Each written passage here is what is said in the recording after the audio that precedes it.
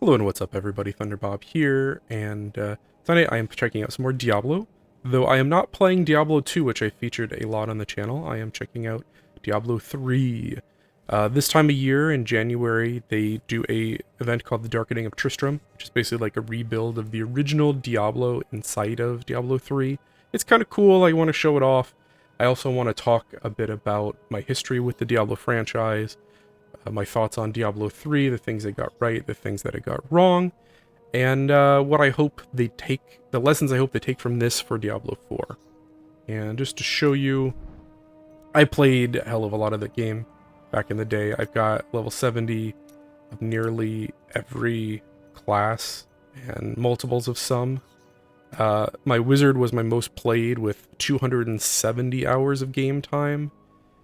Now, I haven't played this game in a couple of years. I think last time I really played it hardcore was when they added the Necro back in like June of 2017, and it's been installed and I've jumped on occasionally. Just before Diablo 2 came out, I played a little bit, though I've never featured it on the channel.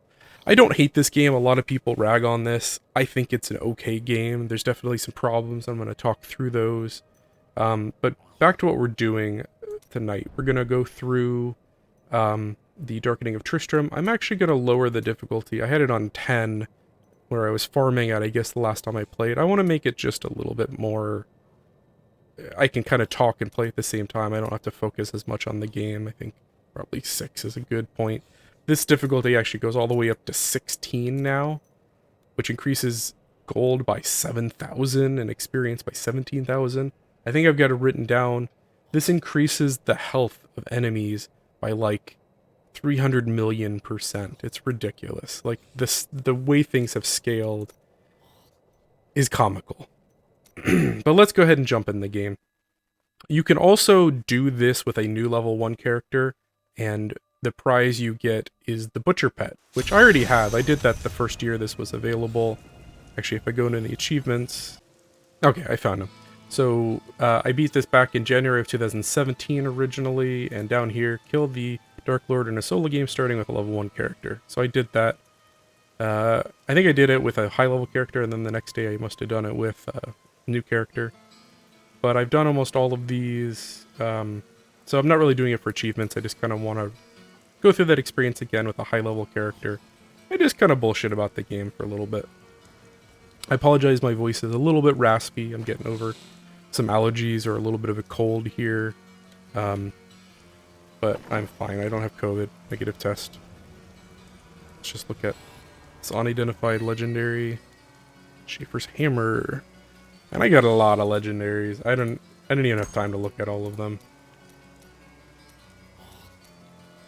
And this character is kind of a time capsule. I played this character last, even longer ago than my Necromancer in 2017. This was probably like 2016, I think I last played. This is kind of a time capsule back to where I last was at with this character. I am using the Tal Rasha set primarily, and I'm using the Kanai Cube to lower all set bonuses by 1, so I only need 5 pieces to get this bonus, which is kind of cool. This set is actually, what is it, 7 or 8 pieces, but the highest one is 6-piece bonus, but I only need 5, and the same thing for the Desir set. I only need 3 to hit the 4-piece bonus. And these bonuses are ridiculous. So that top one, if you look at it, every time I attack with a different element, I get a 2,000% increase in damage. The numbers in this game just got exponential and ridiculous after a while. Got a couple of ancient items, but not everything. I actually stopped playing this character probably a little bit after they added ancient items to the game.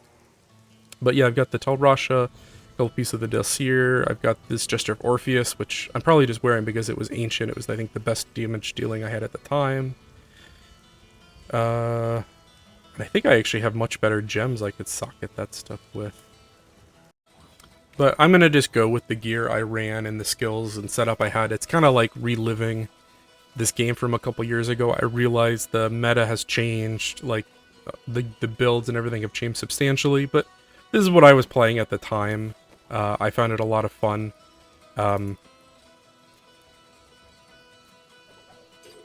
And just to show you the skills, Shock Pulse with Piercing Orb, Arcane Orb with Frozen on it, Slow Time, though I do have the item on my Kunai Cube that gives me all of the runes, so it's getting all these benefits.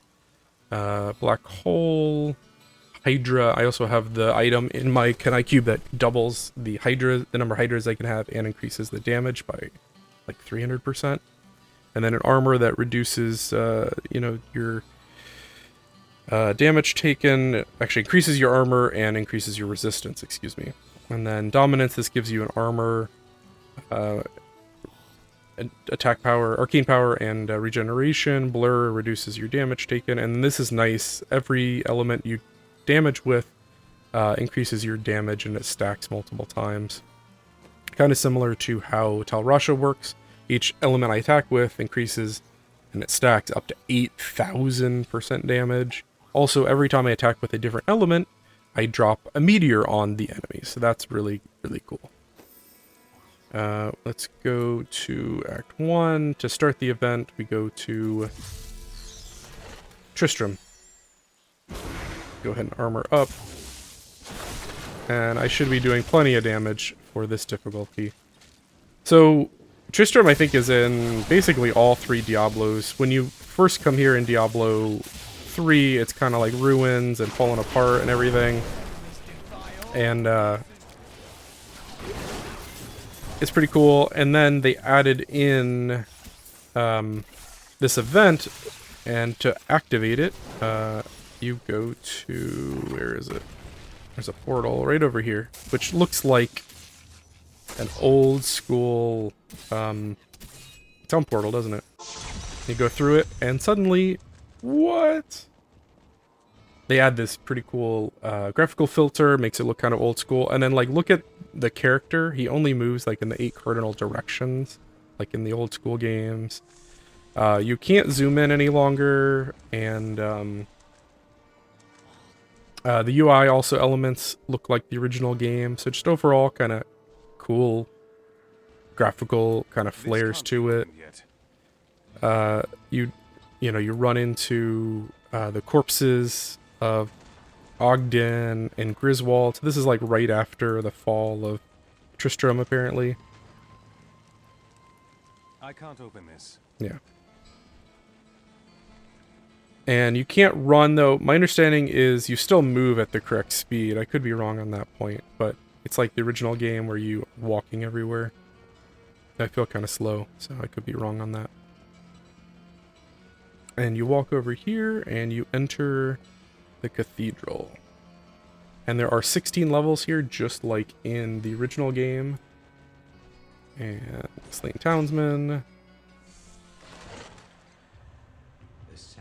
The other thing they changed is like the lighting model, I think here is a little bit more like retro style.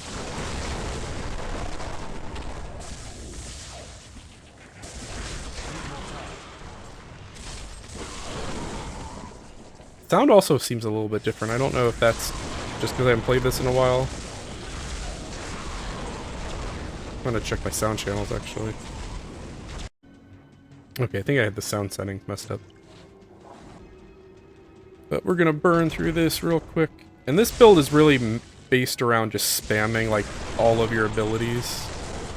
Every time you cast a different element, it drops a meteor and it increases your damage, and like with my damage at 1.3, 1.4, it's going up as I do stuff. And then meteors are landed, and like it doesn't show damage numbers in this mode as the other change. But like I can do, 100 million damage in a single attack. It's pretty ridiculous.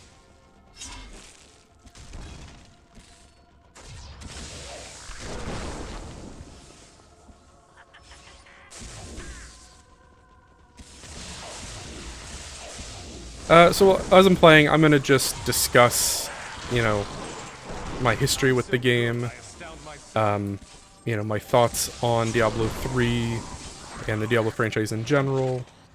If I see any, there's lots of Easter eggs in here, like you run into like the Butcher and a bunch of named enemies and quests from the original game, so if I come across anything, I'll try to point it out. But my history with this game goes all the way back to Christmas of 1999. I played this game, not at release, actually. I didn't get my first personal computer until, like 2 years after Diablo 1 came out. So I got my first computer in Christmas of 99, and I got 3 games for that Christmas. I got, StarCraft, the original. It was the battle chest with all the games in it. Half-Life, and a little game called Diablo. And that was, like, the best Christmas I can ever remember. I got, you know, probably some of the best PC games ever released all at once. And this is from... I started out, you know, playing console games. I was like a big Nintendo player up to that point. And then suddenly I'm playing Half-Life, I'm playing StarCraft, and I'm playing Diablo online. I got 56k dial-up. Legendary. And it was amazing. And I played that, you know, for 6 months or so, and then Diablo 2 came out, and that was basically my life for, God, 5 years or so. World of Warcraft came out, and I played WoW for a time. And then eventually WoW became kind of like a job. I just wasn't really into it anymore. You know, felt like I was playing a second job, really. So I gave up WoW. Diablo 2, though, never really left my computer. It was always installed. You know, no matter what I did, I'd always come back to... Yeah, that was just a side passage. I'd always come back to it, like, when they'd add a new patch, like when they added synergies in, when, you know, they do balance changes, when they started ladders. I didn't play every ladder for the last, you know, 15 years. The Butcher! Stop running around. And this is so much easier than... And the Butcher's Cleaver. Than it was in the original game. The Butcher is like one of the hardest enemies in the Diablo series in my mind. But what I was saying. So I played like a couple of ladder seasons here or there. And then D2R came out more recently. And I've definitely spent a lot more time in Diablo 2 recently. As you can tell from the channel. But in between there, Diablo 3 came out. And... you know, it got announced, and I was super excited about it. Before it came out, actually, me and my girlfriend, who was my girlfriend at the time, she's now my wife, I convinced her to play through the entire game with me. And she did. She humored me, and we had a lot of fun playing through Diablo 1 and 2 together. And then Diablo 3 came out, and literally me, my girlfriend, and my best friend, we had a LAN party at my house and played through the entire series, through the entirety of Diablo 3 in like one go. Like we played for 2 or 3 days, like non-stop. We sorted out, I was working with my buddy, and we'd made sure we had time off, and snacks, and food, and like, yeah, we played that game non-stop for like 3 days. And, like, the problems with the game aren't immediately apparent, I would say. A lot of them didn't come up until you get into Torment difficulty, and even then, like, the itemization and stuff isn't always obvious. Like, I think this is a pretty decent game underneath it all. Like, if it was not Diablo, I think it would be better received. It's because people were wanting, you know, a sequel to Diablo 2, and this is such a different game. If this was just a generic action RPG, like, I think it would have been way differently received. But I digress. So, I played a lot of Diablo 3, obviously. As you can tell, this character has 270 hours on it.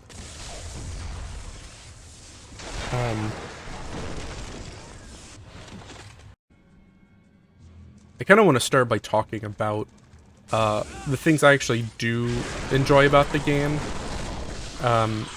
You know, first off, I would say the combat, the gameplay. And I'm not talking about itemization, I'm not talking about like the skill systems or the systems behind the scenes. I'm literally talking about the moment-to-moment gameplay. And I really enjoy it. It's like a very visceral and kind of hard-hitting combat that... Undead Crown, another Easter egg, that I think really, really is fun. You know,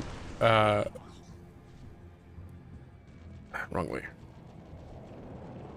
It's a very different game. So like Diablo 1 was a much slower paced, more deliberate game. Like I'm playing through that actually right now. I've got a video on the channel where I started that playthrough.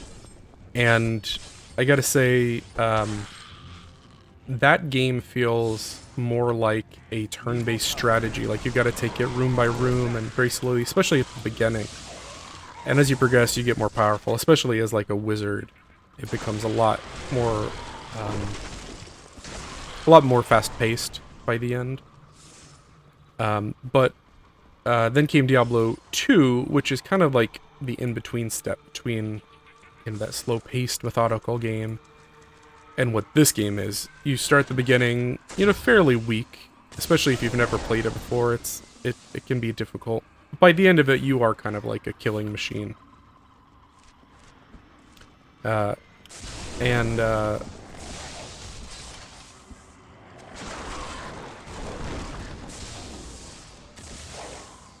very powerful, but you know it's definitely not as fast-paced as this game is. Where are those stairs at?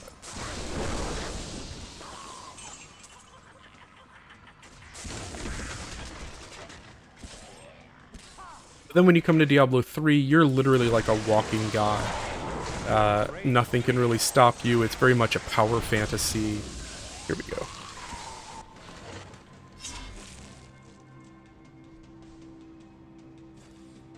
And part of it, part of the problem is you're so powerful that they keep having to make the enemies more and more powerful to compensate. So like they're having to exponentially increase health numbers, and then a byproduct of that, they have to exponentially increase damage numbers and defense numbers, and like you get to the point where you're doing billions of damage, and you have, as I do, 573,000 health. And like the numbers are kind of meaningless, but the gameplay itself remains really enjoyable to me.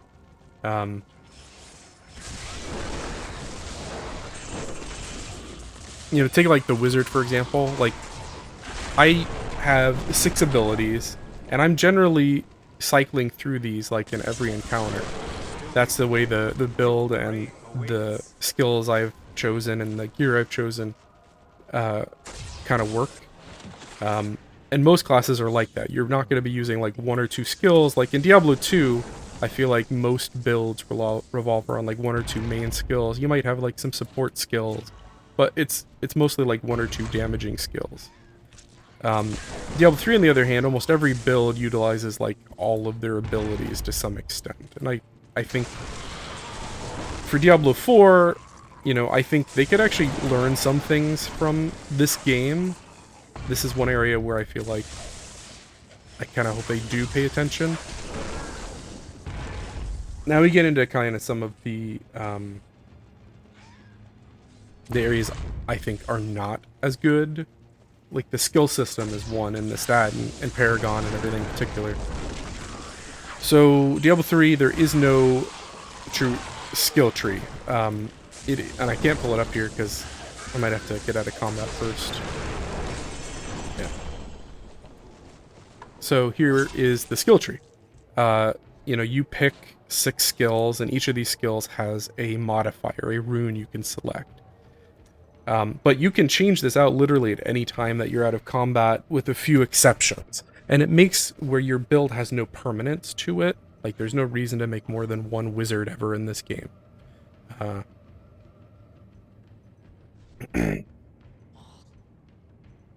Same thing for Paragon. You know, after you hit max level, there's still an experience bar that's going through. I am level 388, and I've gained a couple since I started. And basically, these are like the skill points in Diablo, except you don't get them until you hit max level. And it's kind of like that carrot to keep you playing.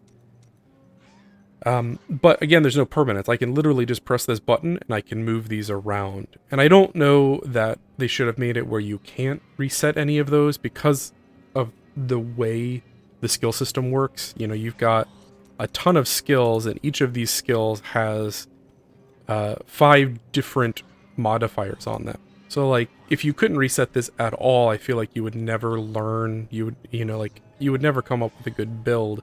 You'd end up making 50 characters. And that's a bit much, but I think it could be more like Diablo 2, where you get a reset for particular quests, and you can farm for additional resets, or add some kind of cost, or something to make your build more permanent, and something that you can be kind of proud of. Same thing with Paragon. The other thing with Paragon is they feel kind of meaningless because they don't really impact the way you play the game. It's again just another thing that increases your numbers. And these numbers are already so ridiculous. Like I'm hitting for hundreds of millions of damage. I actually Googled and to see what the highest damage people can hit. And there are builds in this game where single attacks can hit into the trillions of damage. And at that Torment level 16, there are enemies with quintillion health pools. That's a number so large that it becomes meaningless. Like, the basic reason is because they kept adding more seasons and new items and new gear and new challenges, and the only way to keep it going was to keep those numbers going up and up and up. And I feel like Diablo 4 really needs to be careful about just infinite numbers. I don't... Chamber of Bone, I just did that in Diablo 1. This is Diablo's, like, where he keeps all of his treasure. I do like the idea of skills having all these runes and ways that you can modify them. I really just think that there needs to be some kind of additional permanence to the game, some reason, to build another character. That's just my thought on it.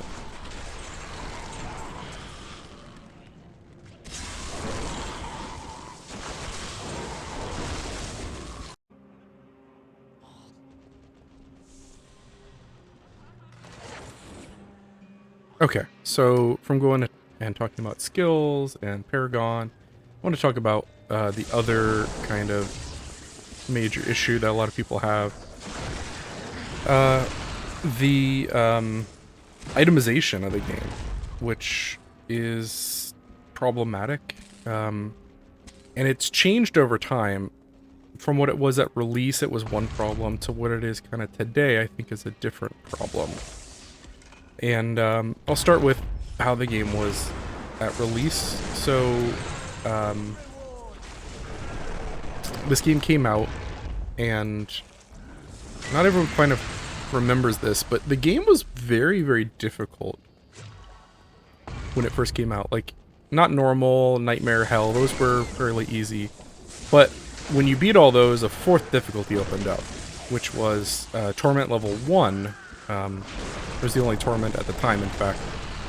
And it was ridiculously overtuned. Like, I think there's a quote from Jay Wilson that basically said, "We gave our developers, like, the best gear in the game, and they could barely beat it, and then we made the game more difficult." And, basically, I think the reason they did that was because they also added in a real money auction house at the same time. And the way it worked, so you'd get into Torment difficulty, and it was crazy hard. And it got more difficult as you progress through the act. So Act 1 was kind of hard, and Act 2 was a brick wall for most people. Like, the majority of people that progressed were playing wizards that used force armor, which would not allow you to take more than 35% of your total life in a single attack. because most enemies would one-shot almost any build in the game. It was ridiculous. And the only way to really progress was to get items that dropped in those incredibly difficult areas. So what did people do? They would go to the auction house and they would buy items. To be fair, there was also a gold auction house, but that was rarely used because gold was kind of meaningless by that stage of the game. And I can't talk complete shit about the auction house because I ended up making a fair bit of money, enough to pay for like the next couple of Diablo games I purchased. So like, you know what, I made some money off of it, but eventually it kind of felt like a job. I just had to back off, just like WoW eventually became like a job to me. And I wasn't having fun anymore. And then the expansion, Reaper of Soul, came out. And I think Jay Wilson got moved or he left or something, and they brought in... Is this when Rod Ferguson came in? I can't quite remember the timeline. But the game was completely changed. So basically, instead of everything being tradable and they had the auction house, they made it where nothing could be traded. Literally every, you know, useful item in the game is account bound. From set items to legendary items to your gold. You can't give other players gold in Diablo. So it's like they took the problem, and I feel like they went too far the other direction. So you went from, you know, basically being able to buy your character with a credit card to having to farm every item that you want to use. Like, there's no way to play this game and get item through trading. The only way you can trade something is if you're in the game with the player when it drops. That's the only option. And this had some repercussions. They had to increase drop rates because the only way you complete sets is by finding them yourself, and, you know, most players are not going to farm for a million years to find sets. So they increased drop rates. Drops became kind of meaningless. Like, people talk about it's super easy to get, you know, gear in Diablo 3. Later, they added in ancient items, like this is an ancient item, that's an ancient item, which had a lower drop rate, and it was basically the same item, but with kind of ramped up stats. Like, you see that's 900 intelligence, and this is like 400 intelligence. So it's like considerably higher stats, higher damage on weapons, to the point where you kind of had to refarm everything. And that's kind of where I fell off the game a little bit, because I had my characters pretty well decked out for that time period. And then it was like, oh, well, now that character is kind of crap because you need to get all those items again. And I kind of, outside of the ladder, I didn't play a lot after that, except when the Necro got added. But the game was basically single player in all the itemization. Like, you could not trade with anyone. Items were literally raining from the sky, I feel like. And, you know, now it's super easy to gear up your characters. They added ancient items. It's a little bit more difficult. But over time, you know, they kept adding new ladder seasons and resets, and each time they did that, they would, you know, touch a couple of skills, they would change a couple of the gear sets, they would add a couple of items in or modify a few items. And the biggest culprit, I think, with the itemization problems are the insane set bonuses. Like, this set increases my damage by 8,000%, which is just, it's an insane number. That's higher than any of the skill, you know, actually deal. You know, Arcane Orb does 950% damage, but then this set will increase that by 8,000%. So, like, the skill damage and your stats don't really matter anymore. All you're trying to get is the set and legendary items that have these incredible bonuses on them. And it made it where rares are completely meaningless. Like the randomized items, the yellow items. No reason to use one. I don't think there's a single slot where a rare item is even close to being best in slot.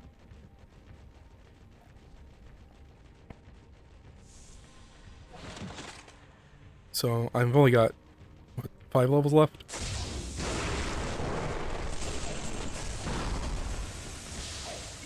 And that's kind of what started that inflation of all the numbers.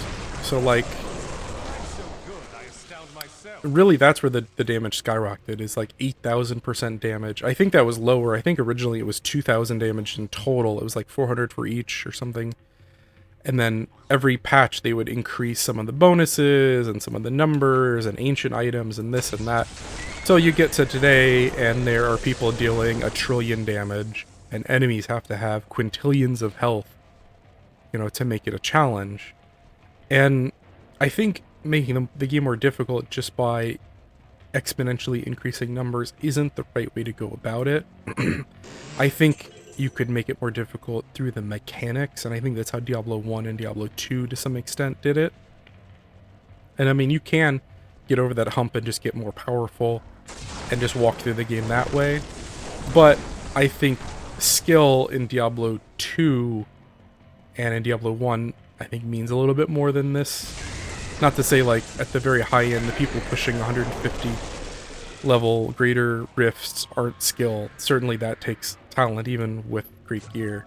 But I think, you know, at where I am right now, I'm running like mid-torment levels, and it's like I'm just cakewalk with these items, with these numbers.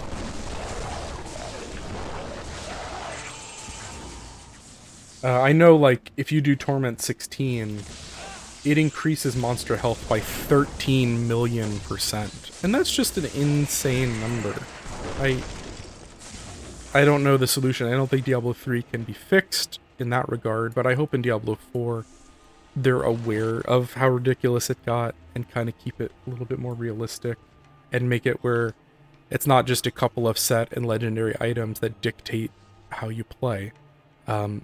The skills are, you know, such a smaller piece when your items are adding that much of your damage.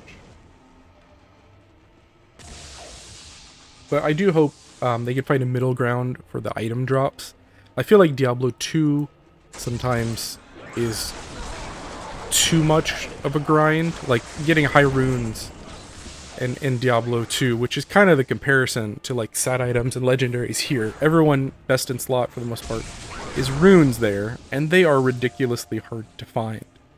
And then in Diablo 3, you know, gear drops like crazy, and I think there's a middle ground where I don't have to play a character for 300 hours to get a single burr or low, and playing for 2 hours and literally seeing like 20 legendary items. Like, there's a middle ground between those two places.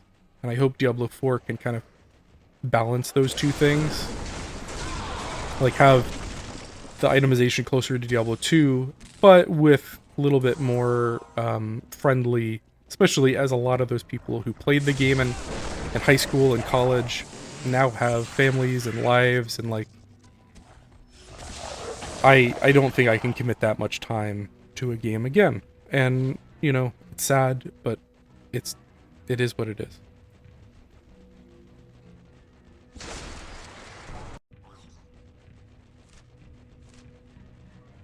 I wish they would have done more to make this closer to Diablo 1. Like, I know they've got the filter, and it's 16 levels, and there's different biomes that kind of like mirror the 4 biomes in the original Diablo.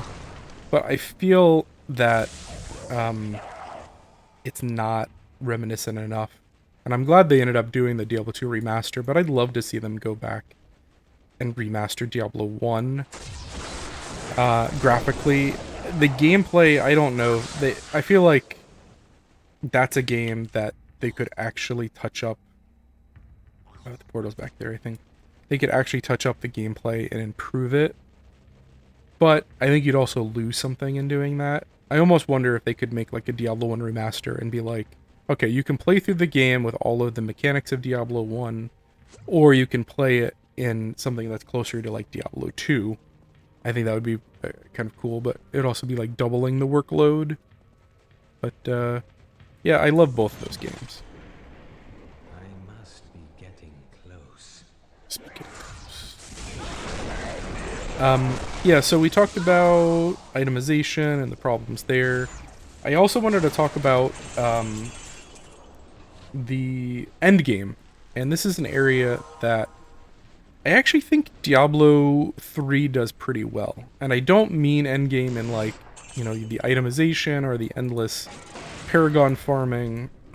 I'm specifically talking about the different ways you can play the game when you get to, you know, the high end, when you get into max level.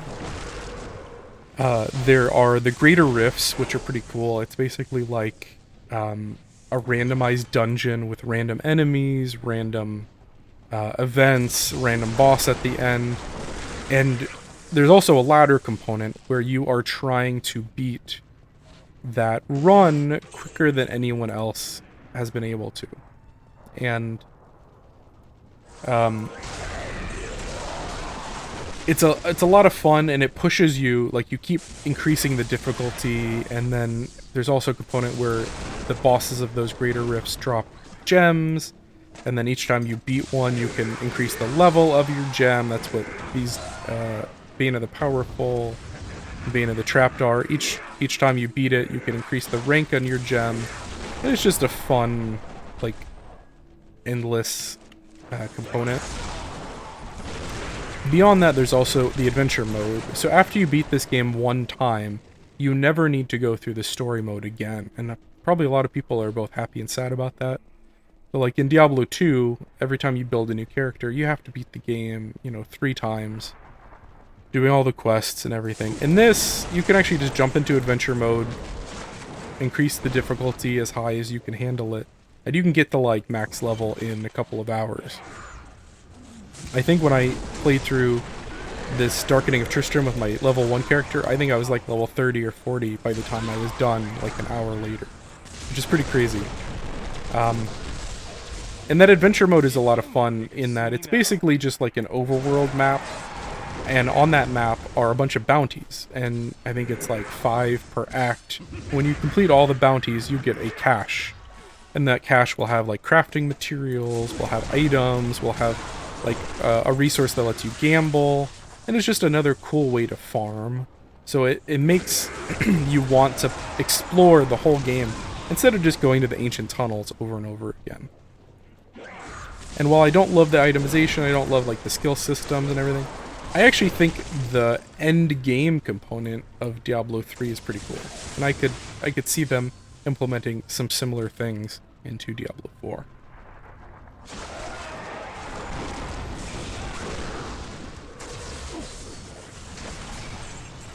I do hope, though, that they rein in on the number of difficulty levels. You know, you've got 16 torment levels, and you've got, you know, normal, nightmare, hell, expert, master. I believe there are 20 difficulty levels in this game, which, that's a lot of difficulty levels. Like, I don't know if you need to get that granular with your difficulty levels. I feel like, you know, less than that would be fine. But I guess more choice isn't a bad thing, but it just feels like when you get up to Torment 16, I don't know, something's gone wrong with your development.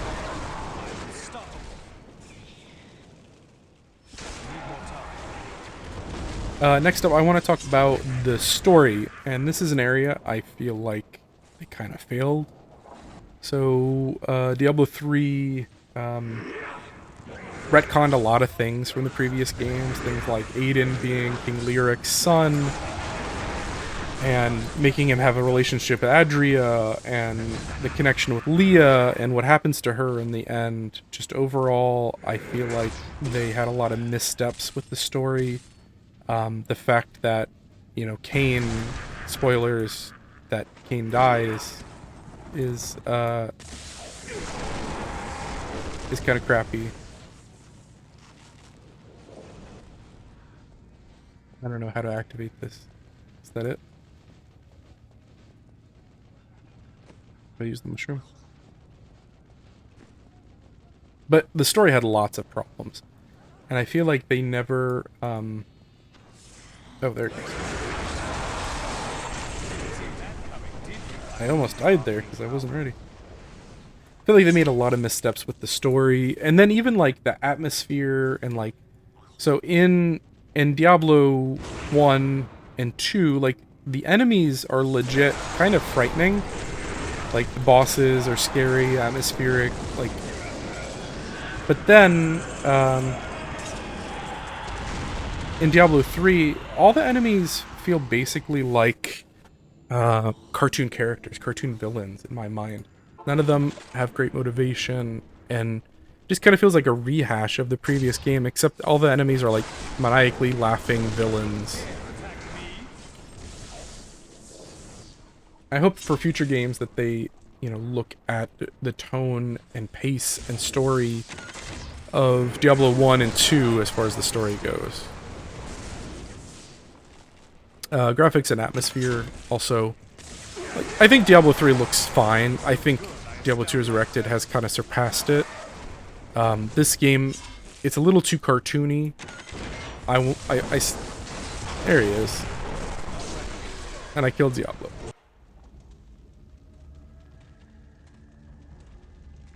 Oh, they added the actual the video. I forgot about that. I feel like the problem is like the color tone, the color palette, the lighting. The graphics aren't so bad, but it's how they use those graphics that's the problem. And I think, going back again to Diablo 1, it was so dark and scary and everything was, kind of frightening. Even though the graphics were very weak, you filled in so much of that with your imagination. And Diablo 2 as well, it's a beautiful, beautiful game. Diablo 2 Resurrected looks amazing. And I feel like Diablo 4, I hope that they go back a little closer to those earlier games as far as like the atmosphere and the feeling of the game. Don't do it.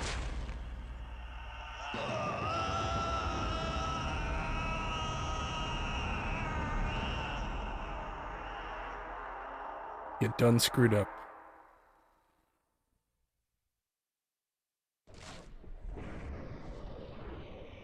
One legendary. So much crafting material. I know I didn't pick up most of it. Yeah, so final thoughts. I think each of the Diablo games bring different things to kind of to the table. I hope Blizzard learns from them. I think Diablo 1 had amazing atmosphere and tone. I think a lot of the systems, though, are kind of archaic now. I think Diablo 2 had fun gameplay and a ton of really good interconnected systems, with a good focus on the community and like playing together, trading and everything. I think Diablo 3, it had fun moment-to-moment gameplay and some interesting endgame ideas, but I think the itemization, the skills, like a lot of the systems, the way they work together, it's just doesn't quite come together for me. I still think it's a good game, and I put 300 hours into it or more, but I think it has problems. And, I